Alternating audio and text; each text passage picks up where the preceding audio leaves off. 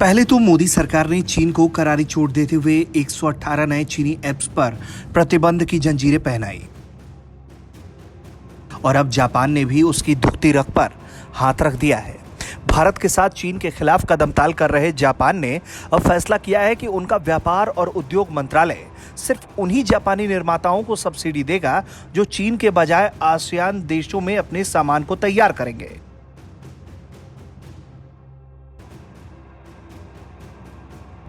Japan का यह फैसला चीन पर बड़ी आर्थिक चोट का इशारा है।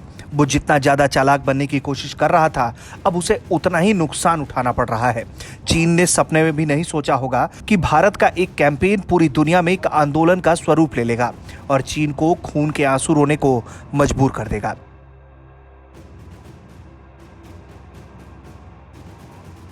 चीन समझ नहीं पा रहा कि उस पर अगला स्ट्राइक कहां से और कैसा होगा, अमेरिका से, जापान से या भारत से या कहीं और से। ऐसा नहीं है कि चीन के अमेरिका और जापान से पहले तनाव नहीं थे, लेकिन भारत के साथ एलएसी पर चीन ने जो किया, उसने खुद अपने खिलाफ मोर्चेबंदी करने की पहल कर दी, जिसका अगुवा अब भारत है।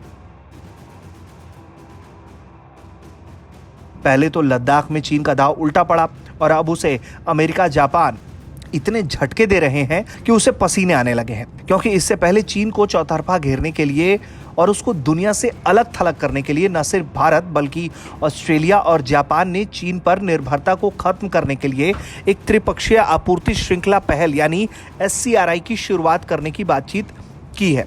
ये पहल जापान द्वारा पहली बार प्रस्तावित की गई थी।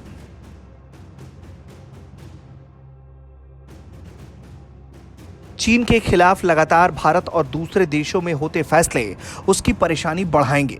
चीन को अब बिल्कुल समझ में आ गया होगा कि उसने पंगा तो ले लिया है, लेकिन अगर वो अब भी नहीं माना तो फिर उसे और बड़े आर्थिक नुकसान झेलने की तैयारी कर लेनी चाहिए।